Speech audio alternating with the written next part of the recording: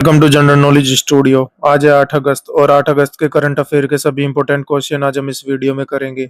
इस वीडियो का पीडीएफ आप हमारे टेलीग्राम चैनल पर ले सकते हैं। टेलीग्राम चैनल का लिंक आपको डिस्क्रिप्शन बॉक्स में मिलेगा।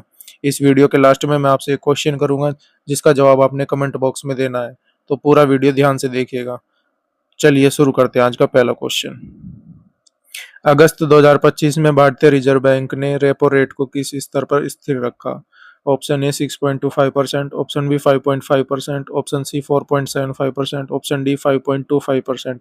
अभी हाल ही में आरबीआई ने अपनी रेपो रेट को जारी किया है और इसको कितने प्रतिशत रखा है दोस्तों? इस क्वेश्चन का सही जवाब है ऑप्शन बी 5.5%।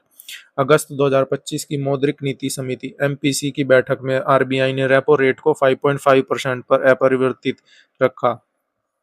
रेपो रेट वह दर है जिस पर आरबीआई बैंकों को अल्पकालिक ऋण देता है। यह निर्णय भारत की आर्थिक वृद्धि और मुद्रास्फीति को संतुलित रखने के लिए लिया गया है। तो दोस्तों याद रखिएगा, आरबीआई ने अपनी जो रेपो रेट जारी किया उसको कितने प्रतिशत रखा है? 5.5% रखा है। चलते हैं नेक्स्ट क्वेश्चन पे। टाटा मोटर्स ने इटली की इवेको कंपनी को कितने करोड़ रुपए में खरीदा है? Option A 38,240 crore, option B 34,600 crore, option C 22,000 crore, option D 28,500 crore. अभी हाल ही में टाटा मोटर्स ने इटली की इवेको कंपनी को खरीद लिया है और कितने रुपए में खरीदा है दोस्तों? इस क्वेश्चन का सही जवाब है option B 34,600 crore. Tata Motors ने इटली की वाणिज्यिक वाहन निर्माता इवेको ग्रुप डिफेंस यूनिट को छोड़कर इसको लगभग 3.8 अरब डॉलर यानी लगभग 34,600 करोड़ में नकद अधिग्रहण किया है। इवेको ग्रुप जिसकी स्थापना जून 2021 में हुई और मुख्यालय इटली के यूरिन में है। यह कंपनी ट्रक, बसें, पावर ट्रेन और वित्तीय सेवाएं बनाने वाली वैश्विक कंपनी है। तो दोस्तों याद रखिएगा, टाटा मोटर्स ने इटली की इवेको कंपनी को कितने रुपए में? 34,600 करोड़ रुपए में खरीद लिया है। और क्योंकि इसमें इवेको कंपनी के बारे में पूछा गया है, तो इवेको कंपनी का आपको ये भी याद रखना है, इसकी स्थापना कब हुई थी? जून 2021 में इसकी स्थापना हुई थी। और इसका मुख्यालय कहाँ पर है? इटली के यूरिन में इसका मुख्यालय है, ये भी आपने याद रखना है। चलते हैं नेक्स्ट क्वेश्चन पे। हाल ही में खबरों में रही पेटीएम की 3,803 करोड़ वाली डील किससे संबंधित है? ऑप्शन ए पेटीएम द्वारा भारत सरकार के साथ साझेदारी, ऑप्शन बी पेटीएम द्वारा अपनी यूपीआई सेवाओं को बंद करना, ऑप्शन सी पेटीएम में चीनी निवेशक अलीबाबा ग्रुप की हिस्सेदारी समाप्त करना, ऑप्शन डी पेटीएम का रिलायंस के साथ विलय। इस क्वेश्चन का सही जवाब है ऑप्शन सी पेटीएम में चीनी निवेशक अलीबाबा ग्रुप की हिस्सेदारी समाप्त करना। पेटीएम 197 कम्युनिकेशन के लिए यह डील एक बड़ी रणनीतिक पहल है जिसमें चीनी company Ant financial Alibaba group की सहयोगी है, जो अपनी बची हुई हिस्सेदारी 3,803 करोड़ रुपए में बेचने की तैयारी में है। इससे पेटीएम एक चीन मुक्त, चाइना फ्री कंपनी बन जाएगी। तो दोस्तों याद रखिएगा, आंट फाइनेंशियल अपनी बची हुई हिस्सेदारी को 3,803 करोड़ रुपए में बेचने के लिए तैयार है, जिससे कि ये जो पेटीएम कंपनी है ये चीन मुक्त हो जाएगी, यानी कि इसमें चीनी चीनी कंपनी का कोई भी हिस्सेदारी नहीं होगी। तो ये आपने याद रखना है, पेटीएम में चीनी निवेशक अलीबाबा ग्रुप की हिस्सेदारी समाप्त करने। चलते हैं नेक्स्ट क्वेश्चन पे। कर्तव्य भवन का हाल ही में उद्घाटन किसके द्वारा किया गया और यह किस उद्देश्य के लिए बनाया गया है?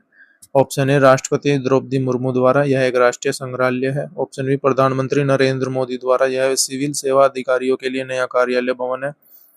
ऑप्शन सी केंद्रीय गृह मंत्री अमित शाह द्वारा, यह एक नई संसद लाइब्रेरी है। ऑप्शन डी प्रधानमंत्री नरेंद्र मोदी द्वारा, यह रक्षा मंत्रालय का नया मुख्यालय है।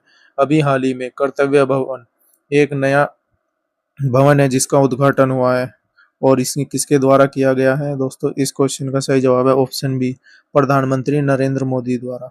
यह सिविल सेवा अधिकारियों के लिए एक नया कार्यालय भवन है। प्रधानमंत्री नरेंद्र मोदी जी ने हाल ही में कर्तव्य भवन का उद्घाटन किया जो नई दिल्ली में स्थित है।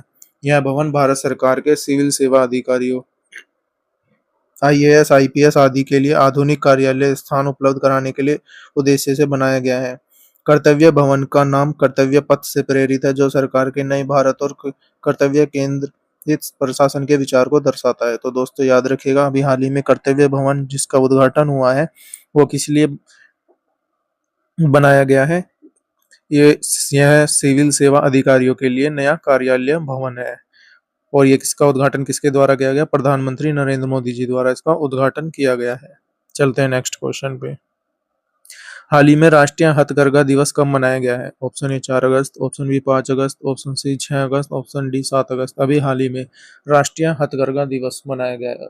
और ये हर साल कब मनाया जाता है दोस्तों? इस क्वेश्चन का सही जवाब है ऑप्शन सी डी 7 अगस्त। राष्ट्रीय हथकरघा दिवस प्रतिवर्ष 7 अगस्त को मनाया जाता है और यह दिवस सन 1905 में स्वदेशी आंदोलन की ऐतिहासिक शुरुआत का प्रतीक है। यह दिन भारतीय हथकरघा परंपरा की समृद्ध विरासत को सम्मानित करने और बुनकरों के बहुमूल्य योगदान को रेखांकित करने के लिए समर्पित है।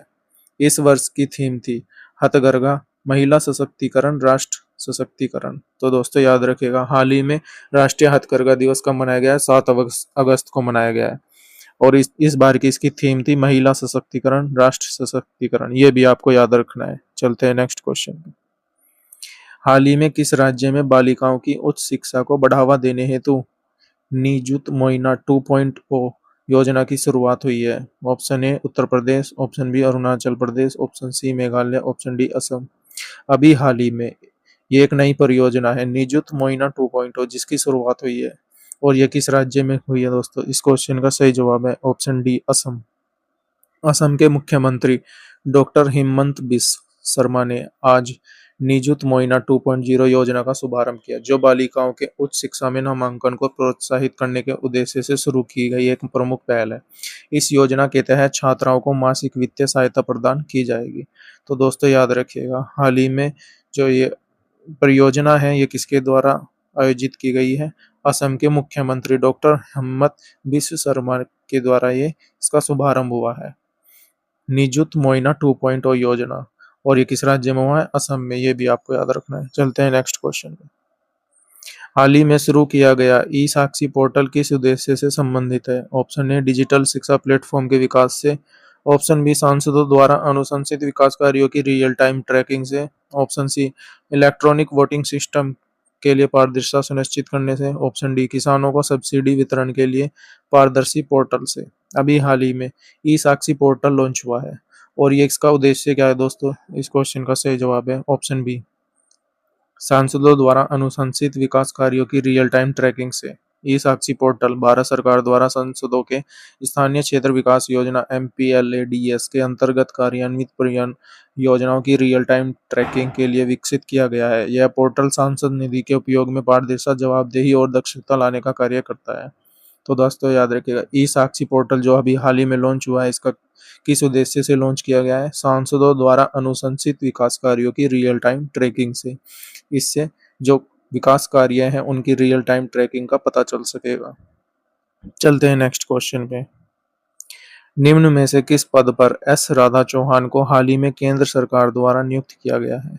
ऑप्शन ए नीति आयोग के उपाध्यक्ष, ऑप्शन बी भारत सरकार की मुख्य आर्थिक सलाहकार, ऑप्शन सी कार्मिक और प्रशिक्षण विभाग DOPT की सचिव, ऑप्शन डी दूरसंचार विभाग की सचिव। अभी हाल ही में एस राधा चौहान इनको केंद्र सरकार द्वारा एक पद नियुक्त किया गया है और वो कौन सा पद है दोस्तों? इस क्वेश्चन का सही जवाब है ऑप्शन सी कार्मिक और प्रशिक्षण विभाग DOPT की सचिव एस राधा चौहान, जो कि एक वरिष्ठ IAS अधिकारी हैं। हाल ही में उन्हें केंद्र सरकार ने कार्मिक और प्रशिक्षण विभाग, department of personnel and training DOPT जिसका फुल फॉर्म है, की सचिव के रूप में नियुक्त किया गया है। DOPT प्रधानमंत्री के अधीन एक प्रमुख विभाग है जो सिविल सेवा सुधार, IAS IPS अधिकारियों की पोस्टिंग, प्रशिक्षण और प्रशासनिक कार्य जैसे महत्वपूर्ण क्षेत्रों को संभालता है। तो दोस्तों याद रखिएगा, हाल ही में एस राधा चौहान जो कि एक IAS अधिकारी है, उनको DOPT की सचिव के रूप में नियुक्त किया गया है और उनको, जिससे वो IAS और IPS अधिकारियों की पोस्टिंग की सुनिश्चित करेंगी इस पद से। चलते हैं नेक्स्ट क्वेश्चन पे। और अब आज का सवाल जिसका जवाब आपने कमेंट बॉक्स में देना है। इसरो के आगामी होप मिशन का प्रमुख उद्देश्य क्या है? चंद्रमा की सतह पर मानव भेजना, ऑप्शन बी मंगल ग्रह पर जीवन के संकेत खोजना, ऑप्शन सी पृथ्वी के ऊपरी वायुमंडल का अध्ययन करना, ऑप्शन डी एक नया संचार उपग्रह लॉन्च करना। इस क्वेश्चन का सही जवाब आपने कमेंट बॉक्स में देना है। तो दोस्तों आज के लिए वीडियो में इतना ही। आई होप आपको वीडियो को पसंद आया होगा। वीडियो को ज़्यादा से ज़्यादा लाइक करें, शेयर करें और अगर आप चैनल पे नए हैं तो चैनल को सब्सक्राइब करें। तो दोस्तों आज के लिए इतना ही, मिलते हैं नेक्स्ट वीडियो में।